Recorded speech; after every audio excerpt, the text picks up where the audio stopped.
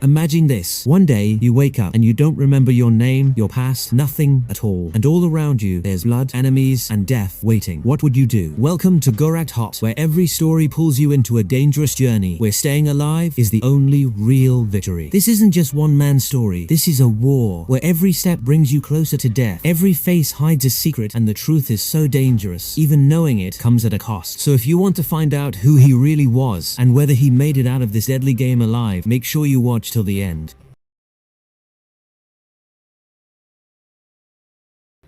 At the start of the story, we're shown a prison in Indonesia. This is where the country's most dangerous criminals are held. Inside, we see a sick inmate slowly mopping the prison floor. His body weak on the outside, but something about him feels deeply dangerous underneath. Right then, the prison warden walks in to meet another inmate. He throws down a few photos of children inside the cell and tells them to look closely. He says their deaths are his fault, that someone like him doesn't deserve to live. But the inmate calmly responds, they weren't innocent. What he did was necessary, and the warden wouldn't understand. The moment he says that, he pulls a sharp knife out of the mop bucket and slashes the guard's throat. There's no fear in his eyes, just a strange mix of calm and anger. Before anyone can react, he grabs a gun and opens fire on everyone around him. In the chaos, he grabs the warden tightly so he can't escape. Soon, only one guard and that inmate are left, and they end up shooting each other. Meanwhile, the inmate inside the cell breaks his way out and steps into the corridor. He spots the warden crawling, trying to get away. Without hesitation, he forces his hand into the warden's mouth and snaps his jaw. It's clear from his face, he sees himself above the law, and no one here can stop him. From that moment on, one thing becomes certain. A massive threat to the outside world is about to be unleashed. After that, Lee frees all the prisoners in the facility. He hands them weapons and tells them to move forward. They're excited, but that excitement doesn't last long, because all guards are already waiting ahead. There's a faint smile on Lee's face, like he already knows what's about to happen. A brutal shootout breaks out, and no one survives. But Lee had expected this all along, which is why he stayed back on purpose. He walks over their bodies and heads toward the exit. Anyone he finds still alive along the way, he kills them. Every step he takes is calculated, making sure no witnesses are left behind. And just like that, Indonesia's most dangerous criminal is out in the open again. On the other side, we meet a fisherman named Romy, heading out on his boat like he does every day. But then he spots something, a body drifting in with the ocean waves, washing up onto the shore. 2 months later, we're introduced to a woman named Aileen, a doctor at a local hospital. She's treating the same man who was found on the beach. He's been in a coma for 2 months, and no one has come looking for him. It feels like his story is tied to something much bigger, something that hasn't come to light yet. Looking at his injuries, Aileen can't stop wondering who could have done this to him. She doesn't even know his name, so she gives him one herself and ends up falling asleep beside him that night. The same question keeps circling in her mind. What kind of situation did this man escape from to end up here? While she's asleep, his body suddenly twitches. He sees flashes, something disturbing, and then jolts awake with a scream. Realizing he's in a hospital, he immediately tries to run, but his body is too weak. The moment his feet touch the ground, he collapses hard. The noise wakes Aileen. She rushes to him and asks his name, but it becomes clear he's lost his memory. He doesn't remember who he is, where he came from, or what happened to him. The fear and confusion in his eyes are obvious, like he's become a stranger to himself. When Aileen runs a CT scan, she discovers metal fragments lodged in his head. They'll need surgery to remove them, and until then, his memory won't return. She tells him that from now on, his name is Ismail, and when his memory comes back, she'll call him by his real name. She also introduces him to Romy, the man who saved his life. That same night, we see a group of gangsters reacting to the news of Lee's prison escape, and now, the story has reached a point where every character's fate is about to collide. They sit down with their crew for a serious meeting, planning how to take Lee out, but then, out of nowhere, Lee walks right up to them, holding a bag of noodles, completely calm. The way he carries himself, it doesn't look like he just escaped prison. It feels like he's back from a casual day out. There's a quiet confidence in his walk, a calm expression that makes it clear he's not afraid of anything. He sits down in front of them and starts eating like nothing's wrong. But then one of them, the boss of the gang, cuts straight to the point. He says they're done with him, that he's out of the business. They only worked with him because of his fear and reputation, but now that's fading. Tonight, they're going to kill him and take his place. After that, no one will be left to stop them. Even after hearing all that, Lee's face doesn't change at all. It's like he's heard this 100 times before. What they don't realize is, in front of Lee, they don't stand a chance. With just a small signal from him, his men step out of a van and take out everyone waiting outside. These are fighters trained by Lee himself. No one who's faced them has ever made it out alive. Inside, when someone tries tries to attack Lee, a woman named Rika steps in. Anyone who raises a hand against him, she cuts them down. She takes all of them out on her own. This entire moment proves one thing. Lee and his people don't hesitate, no matter how far they have to go. When no one comes to help from outside, the gangsters realize they're not getting out of this. The moment one of them pulls out a gun, Lee strikes first, slicing his throat open with a pair of chopsticks. The move is so fast and precise, there's no time to react. The man sitting next to him is so terrified he wets himself. He starts stammering, saying he doesn't even know this guy, that he's not his boss. But Lee looks at him and says, if you don't know him, then why were you sitting here listening while he talked? He's about to kill him too when the man quickly begs for his life. His voice is shaking and it's clear this is his last chance. He says he knows about someone important to Lee, someone who was found near the ocean and is now in a hospital. He claims he can bring him to him. Hearing this, Lee pauses. For a moment, he starts thinking, could it really be him? Then he shoots Bondi in the ear and tells him he can go to the hospital now. Bring that man back. When Bondi reaches the hospital, a nurse stops him first, asking him to fill out a form since other patients are waiting. But he gets aggressive, misbehaving with her and even slapping the security guards who try to stop him. The commotion draws Aileen in as she steps forward to see what's happening. And just like that, the story shifts toward the hospital, where the next confrontation is about to unfold. When Aileen realizes the patient is a thug, she still chooses to treat him first. As she starts dressing his wounds, Bondi begins asking about the man who was found near the ocean. By now, Aileen understands this isn't something normal. She needs to be careful, so she deliberately denies knowing anything about such a man. That only makes Bondi angry. He starts acting even more aggressive, crossing the line when he touches her inappropriately. Aileen immediately threatens to call security, but Bondi knows no one's coming inside, so he keeps pushing further. The situation is getting worse by the second, and everyone around could be in danger. And then, Ismail steps in. Without hesitation, he breaks Bondi's fingers. In rage, Bondi smashes a glass bottle over Ismail's head, leaving him dazed for a moment. But as soon as he regains focus, something shifts. He grabs Bondi by the throat and squeezes so hard it starts cutting off his breathing. Just before things go too far, Aileen steps in and calms him down. Ismail lets him go. That night, while heading home, Aileen finally asks him, who are you? What you did today, it scared me. If you stay here, your life could be in danger. Come with me to Jakarta. At this point, both of their lives have reached a place where turning back won't be easy anymore. Here, Ismail learns that something is lodged inside his head. To treat it, they'll have to go to Jakarta. If he stays here, maybe those thugs won't get him, but this condition definitely will. The truth hits him hard because now he knows he doesn't have much time left. The next day, we see the two of them at a bus terminal, waiting for a bus to Jakarta. While sitting there, Ismail suddenly gets flashes from his past and a sharp pain shoots through his head. At the same time, Bondi and his men are watching him from a distance, keeping a close eye on everything. Soon, the bus arrives, but they lose sight of him when a van pulls up in between. These broken flashes in Ismail's mind point towards something bigger, something he still can't piece together. After that, they start following the bus, not realizing Ismail never even got on it. On the way, the driver is forced to stop when a vehicle blocks the road. The moment the bus stops, armed men rush in and open fire on the driver. Then they call out for Abdi to come outside, but quickly realize no one by that name is even there. To erase all evidence, they gun down everyone on the bus. Aileen, terrified, tries calling Ismail for help, but by then, the attackers have killed every man, woman, even children. In the end, only Aileen and a little girl are left alive. The situation has now turned so dangerous, anyone could lose their life at any moment. They question Aileen about Abdi, but she knows nothing. After that, they beat her brutally. Looking at her condition, it's clear she's completely broken, both from pain and fear. Meanwhile, Ismail, along with Romy, follows the bus. When he finds it abandoned on a deserted road, he runs inside and sees that everyone is dead. He checks each body carefully, but Aileen is nowhere to be found. All he finds are her glasses. Before he can process anything, a man walks in holding a gas can. In that moment, anger and panic rise inside Ismail at the same time. He folds his hands and begs the man to let him go, promising he won't tell anyone. But the man attacks him anyway. A fight breaks out and Ismail is forced to break his arm. But it's not over. Another man comes up from behind and splashes gas on him. He pulls out a lighter, ready to burn him alive. Ismail reacts fast, breaking his leg. He tries blowing out the lighter's flame, but another attacker comes after him. They set the bus on fire and lock it from the outside. Just before the flames reach him, Ismail manages to escape. Surviving that moment feels nothing short of a miracle, but the danger is far from over. One of them tries to shoot him, but Romy jumps in to save him and takes the bullet instead. That sacrifice leaves a permanent mark on Ismail's heart. He's devastated by his friend's death, but before he can react, someone attacks him from behind and knocks him unconscious. On the other side, Bondi questions why they even brought the little girl along. He says she's useless to them and should be let go, but instead they shoot her because she's no longer of any use. Their brutality makes one thing clear: human life means nothing to them. After that, Aileen is thrown into a holding cell. There, Rika tortures her badly. She finds Ismail's medical reports on her and takes them to Lee. After seeing them, Lee orders his men to bring Ismail in alive. Meanwhile, when Ismail wakes up, he finds himself at at a police station. The officer is furious, believing Ismail is responsible for killing everyone on the bus, but Ismail keeps insisting he's innocent. The officer then places a file in front of him and shows him a photo of Lee, asking if he knows who he is. But Ismail's memory is gone. He remembers nothing. Now the line between truth and lies is becoming more tangled than ever. Then the officer shows him another photo. This time Ismail and Lee sitting together. Before he can explain who he is or what his connection to Lee might be, the power suddenly goes out in the station. The officer senses something is wrong and steps outside to check, but the moment he looks through the window, a man on the other side slices his face open with a sharp blade. He then walks inside and attacks Ismail. His hands are tied to the table, so he can't even run. Darkness and danger fill the entire place. It feels almost impossible to survive, but giving up would mean death, so he fights back with whatever he can. In the end, he manages to kill the attacker. Just then, someone tosses a grenade inside, causing a massive explosion. Somehow, Ismail survives again and takes down everyone sent to kill him. As he tries to escape, he sees two more men at the gate, waiting for him. One tells the other to turn the lights back on while he handles Ismail. He fires a shot, but it misses. Ismail tries to sneak up from behind, but the lights suddenly come back on and he's exposed. A brutal struggle breaks out between them over the gun. The fight has now reached its peak, where every move decides between life and death. In the end, the man manages to grab the gun. To survive, Ismail dives onto the table and hides. Within seconds, the man runs out of bullets. The tension is suffocating. Every second feels like it could be his last. Before the man can reload, Ismail lunges at him again. After taking a heavy beating, he finally uses his head and shoots him. When the other man sees the body of someone who is like a brother to him, he completely loses control. A brutal fight breaks out. He grabs Ismail by the throat, choking him, trying to end it right there. The rage in his eyes is burning. He's not letting Ismail walk away, but Ismail refuses to give up. He keeps throwing punches, one after another, until the man is barely standing. Still, he doesn't kill him, because he's not a killer. But as he turns to leave, the man attacks again. This time, Ismail has no choice. As it ends, memories begin to surface. Those men he just killed, they were once his friends. He grew up with them. His entire childhood was tied to them, but now it's too late for regret. On the other side, we see Eileen secretly hiding a sharp pair of scissors. A little later, Lee walks in and looks at her. He says, "So you're the one who saved Abdi." At this point, the past and present collide, and every choice starts to carry pain. Lee makes a call and tells his men not to kill him, but the ground seems to slip beneath him when he realizes Abdi is the one who picked up the phone, and his memory is back. The moment he hears that, anger and shock both hit his face at once. He grabs Aileen by the throat and threatens, "Get here fast or she dies." He sends the location to Abdi, but in that exact moment, Aileen takes advantage and attacks him with the scissors. Lee looks at her and says, "You should have gone for my throat. You're a nurse, you should know better." Now their conflict has reached its peak. Neither of them is willing to back down. Lee waits, knowing Abdi will come. Seeing a broken sword nearby, he's reminded of the day he tried to kill him. That day, Abdi killed his best fighter, which means if his men fail today, he'll have to kill him himself. Meanwhile, Abdi tracks them down and reaches a forest. There, he finds a deep well, and the moment he sees it, a painful memory comes rushing back. This is the same place where Lee used to throw children down into that well. He would leave them down there for days, sometimes even weeks, without food, and when the hunger became unbearable, he'd throw down a bottle of water. To drink it, they had to fight each other, sometimes to the death. This twisted game had crossed every line of humanity. It was no longer about anything else, just survival. In the end, whoever stayed alive would be pulled back up. Then he would train them, turn them into killers, so they'd serve him for life. As Abdi starts remembering everything, someone suddenly appears. It's an old friend. He says, "So you remember now." Abdi and Bejo used to be close, like brothers. Bejo had risked his life for him more than once, but now that bond has turned into something painful. Their past friendship now stands on the edge of conflict. Bejo looks at him and says, "If only you hadn't come here. I'll give you one last chance. Walk away and I won't kill you." But Abdi refuses. He won't leave without Aileen. He steps forward to attack, but Bejo suddenly disappears. For a moment, it feels like he's gone, but he isn't. He strikes out of nowhere. Bejo isn't like the others. He's stronger, faster, better, and Abdi struggles to keep up. This fight isn't just about strength anymore. It's about the past and everything they once were. Bejo doesn't give him a single opening. He keeps attacking over and over, landing heavy blows that leave Abdi badly injured. With every hit, Abdi's condition gets worse, but even then, he refuses to give up. After taking so much damage, Abdi finally lands a powerful punch, one Bejo can't handle. Blood starts pouring from his mouth. Then, without saying a word, he walks away. When Abdi moves closer, he realizes Bejo is already dead. Before he can even process it, Rika suddenly opens fire on him. Everything happens so fast, he barely understands what's going on. Somehow, he manages to survive and takes cover behind a large rock. The moment he gets a chance, he attacks her and takes her gun. Looking at her face, memories hit him. She's the same girl who once shot him, the one because of whom he's in this condition today. Rika steps closer and says, "Don't you remember how close we used to be?" She tries to approach him, but Abdi tells her to stay back. He doesn't want to kill her. Rika, filled with anger, says, "You forgot everything we had for that girl." And then she attacks. She stabs him multiple times, leaving him badly wounded. Even then, Abdi doesn't strike back. He tells her, "Enough, stop. You know Lee is a monster. Don't stand with him." At At this point, this isn't just a fight anymore. It's the weight of broken relationships and painful memories coming to the surface. After saying that, he starts walking away. But Rika betrays him again and tries to kill him. That betrayal makes one thing clear. There's no trust left between them anymore. In the end, Abdi strikes her in the head, leaving her badly injured. He picks up her knife and tells her to stay back. For a moment, it feels like they've reached some kind of understanding. But the second Abdi reaches out to help her, Rika pulls a gun on him again. She fires multiple shots, one after another. With every bullet, the last bit of hope between them shatters. So Abdi is forced to kill her. But when he opens his eyes, he realizes none of the bullets hit him. Rika did it on purpose. She tells him, now we're even. And with that, she dies in his arms. Her death hits Abdi hard, but there's nothing he can do. On the other side, Lee's waiting impatiently, expecting Abdi to crawl in on his knees. But instead, Abdi calls him and says he's already outside. At the same time, a man enters Alien's cell and tells her to come with him. When she refuses, he starts forcing himself on her. The story has now reached its most emotional and most dangerous turning point. He tries to assault Alien, but suddenly, the little girl hits him on the head with a plate, leaving him stunned. That moment of courage sparks a small sense of hope, but then he brutally beats both Alien and the child. At the right moment, the girl grabs his rifle. At the same time, Alien attacks him. Seeing their trembling hands, the man underestimates them. He thinks they won't be able to fire, but they've been pushed too far. Survival matters more than fear now. The little girl releases the safety on the rifle, and in that moment, Alien fires, killing him. They rush outside, where another man appears, but she takes him down too. Hearing the gunshots, more men start chasing them. Alien fights back, taking down as many as she can, but soon she runs out of ammo. Just as they're about to kill her, Abdi shows up and takes them all out. He calls out, Alien, come out, it's me, Ismail. But Alien is terrified. She tells him to stay away, thinking he's just like the others. But Abdi says, I'm not like them. You saved my life once, now save me again. Hearing that, Alien drops the knife and hugs him tightly, breaking down in tears. In that moment, something returns between them, trust and the sense of humanity. Right then, Abdi spots Lee, burning with rage. He charges at him and starts attacking without holding back. This fight isn't just physical, it's built on years of pain and hatred. Lee calls him nothing but a dog who doesn't understand loyalty. When he finds out Rika is dead, he breaks down, saying he raised her like his own daughter. But Abdi fires back, she died the day you pulled her out of that well. You're the only one responsible. That pushes Lee over the edge. He attacks again, even more violently. Now neither of them has anything left to lose. Every strike is precise, deadly. Within minutes, Abdi can barely stand, but he's still not done. He keeps fighting, refusing to give up. This battle won't end until one of them is dead. The fight grows more intense, more brutal. Abdi takes the worst of it, but somehow he pushes himself back up. With everything he has left, he throws a series of punches, and with one final powerful blow, he takes Lee down. That moment becomes the turning point of their entire story. Lee no longer has the strength to keep fighting, so he tries to run, but Abdi doesn't let him go. This chase turns into the final fight of his life. Stopping now would mean losing everything. Lee attacks again, putting all his remaining strength into it, but Abdi breaks his arm. Both of them are pushing themselves to the absolute limit. Neither is willing to back down. Abdi lifts him and throws him onto a sharp wooden spike. It pierces straight through his body. Lee is now counting his final breaths, but even then, he tries to kill Abdi one last time. He grabs him, trying to force his throat onto that same spike. He's almost successful, but Alien pulls Abdi back from behind. That moment weakens Lee's grip. Soon, he dies from blood loss. Abdi survives, but his injuries are too severe and he collapses unconscious. The scene shifts. We see Alien in a hospital. The doctors have removed a metal fragments from Abdi's head, but he's still in a coma. At last, the most dangerous enemy in this entire journey is gone. His injuries are so severe, it could take months for him to recover. Thinking about everything Abdi went through brings tears to Alien's eyes. Deep down, she's terrified of losing him forever, of everything ending unfinished, but somehow, she holds herself together and prays for his recovery. Then her eyes land on a board where the patient's name is supposed to be written. It's blank. That empty space silently reflects his broken identity and everything he's been through. Alien writes Abdi's name there, but after a moment, she erases it, and then, almost like a miracle, Abdi wakes up. He looks at her and says, maybe it should say Ismail. Hearing that, a smile returns to Alien's face. She's overwhelmed with relief. She got him back, and with that, the story comes to an end. Even after losing everything, they're given one more chance to start over, this time with hope. A story this intense, where friends turn into enemies, and one man fights death itself just to find his identity. You've probably never seen anything like it before. If you want more powerful, mind-ending stories like this, make sure you subscribe to GORACT HOPT right now, or you might miss the next insane one. Because here, every story isn't just a story, it's a journey that stays with you long after it ends.